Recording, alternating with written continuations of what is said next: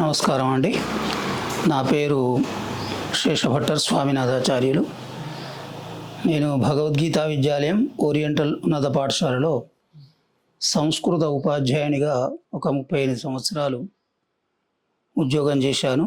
2014లో పదవీ విరమణ చేశాను. ప్రస్తుతం నేను ఇంట్లోనే ఉంటూ ఆధ్యాత్మిక కార్యక్రమాలు, సామాన్యమైనటువంటి పురాణాలు, ఇతిహాసాలు చదువుకుంటూ కాలక్షేపం చేస్తూ ఉన్నాను.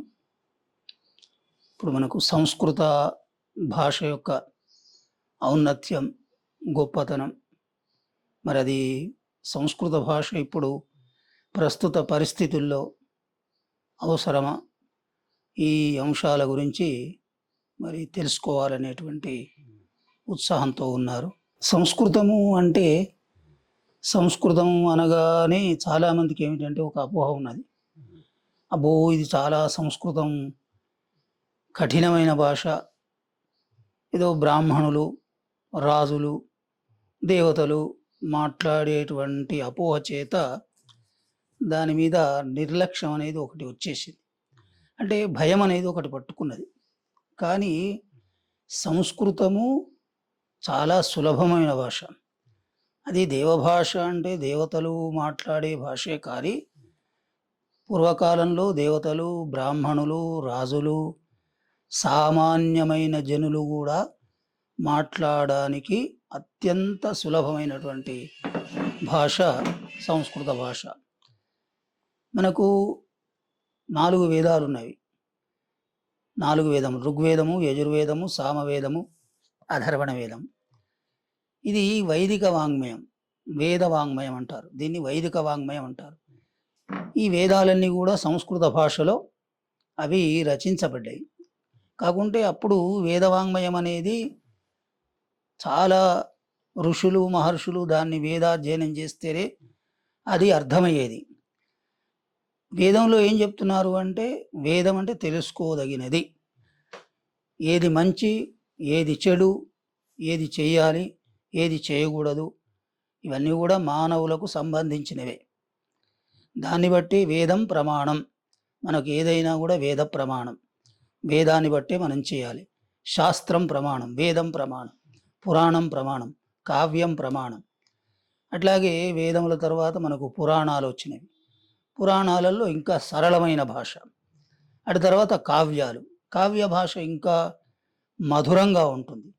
వేద భాష ఏమిటంటే రాజు యొక్క ఆజ్ఞలాగా వేద భాష ఉంటే, పురాణం మిత్రుని వలె, మిత్రుడు ఏం చేస్తాడు, మంచి చెడు చెప్పి చెడ్డదారి పట్టేటువంటి వాడిని మంచితో తీసుకొస్తూ ఉంటాడు. అట్లా పురాణాలు. కావ్యం ఏమిటంటే, ఒక భార్య భర్తను తన యొక్క అందచందాలతోని, అణుకుతోని, మంచి మాటలతో చెప్పినట్లుగా ఈ కావ్యాలు చెప్తున్నాయి.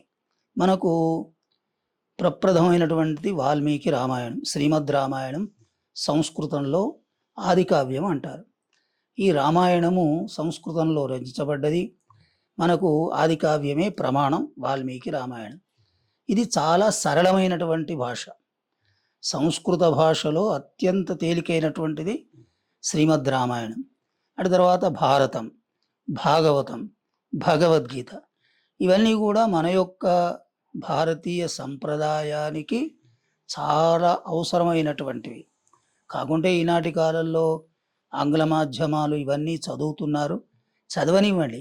కానీ సంస్కృతం చదవడం వల్ల మన యొక్క సంస్కారము, పెద్దలను ఎట్లా గౌరవించాలి, అతిథులను ఎట్లా గౌరవించాలి, తల్లిదండ్రులను ఎట్లా గౌరవించాలి, ఆచార వ్యవహారాలు, మంచి చెడు, ఇవన్నీ కూడా తెలుస్తాయి.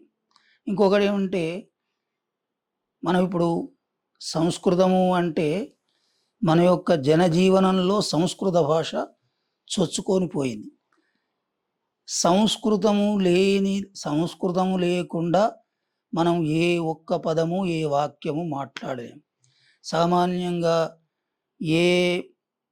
ఏ మామూలు పనివాడు కూడా వాని యొక్క మాటలలో సంస్కృత పదం ఉంటుంది. ఉదాహరణ ఏమిటంటే అన్నం. ఈ అన్నం అనే పదం సంస్కృతం. అన్నం అని సంస్కృత పదం, అది నపుంసకలింగ పదం. కాబట్టి మనం ఏం చేసినాం, ము అని చేర్చి అన్నము అన్నాం. అట్లాగే ఆహారః అని సంస్కృతం, ఆహారము అని అని. తర్వాత మాతాపితరులు, ఎవరికైనా తెలుసు మాతాపితరులు. జననీ జనకులు, ఈ జననీ జనకులు అనే పదం సర్వసామాన్యమైంది. సర్వసామాన్యమైన జననీ జనకులు. ఇట్లాగా అన్ని అనేకమైనటువంటి పదాలు సంస్కృత భాషలో నుండి తీసుకోబడ్డాయి. సంస్కృత భాషలో నుండే హిందీ పదాలు వచ్చాయి, తెలుగు పదాలు, ద్రావిడ పదాలు, మలయాళ పదాలు, కన్నడ పదాలు ఎన్నో సంస్కృతం. ఇదంతా ఎందుకు? ఫాదర్, పితా నుండి ఫాదర్ పుట్టింది.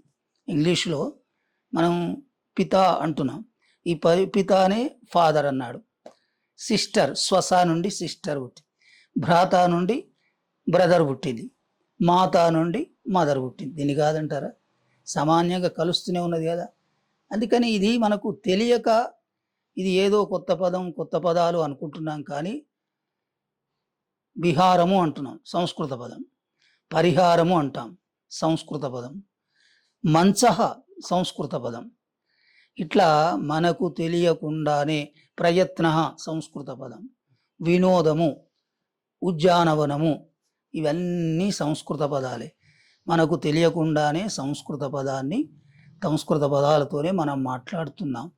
కాబట్టి ఏం చేయాలంటే, అటు రాష్ట్ర ప్రభుత్వం కానీ, కేంద్ర ప్రభుత్వం కానీ ఎట్లయితే ఆంగ్ల మాధ్యమం, తెలుగు మాధ్యమం, ఉర్దూ మాధ్యమం, హిందీ మాధ్యమం, తమిళ మాధ్యమం అని పెడుతున్నారో, సంస్కృతాన్ని కూడా సులభ శైలిలో చిన్న చిన్న దాని యొక్క కొంతమంది దాన్ని ఏమంటారు, సభ్యులను నియమించి, భాషావేత్తలను నియమించి ఏ విధంగా సంస్కృత భాషను ప్రజల్లోకి తీసుకువెళ్ళాలో ప్రయత్నం చేసి ఆ సిలబస్ను రూపొందించి చిన్న చిన్నగా వాళ్ళ స్థాయికి తగ్గట్టుగా చెప్తే బాగుంటుంది.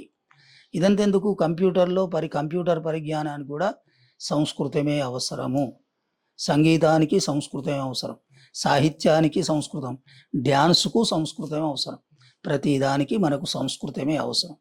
అందుకని ఇప్పటి నుండే ఇప్పటి తరాల వరకు పూర్తిగా ఆంగ్ల మాధ్యమాన్ని, తెలుగు మాధ్యమాన్ని, హిందీ మాధ్యమాన్ని మనం లెక్కలు కానీ మిగతా ఏది కాదనటాలే, అవి కానివ్వండి. కానీ మనతో పాటు, ఎందుకంటే మన యొక్క ఆచార వ్యవహారాలు, కట్టుబాట్లు తెలియడం కోసం సంస్కృత భాషను కూడా పిల్లలకు నేర్పిస్తే బాగుంటుంది.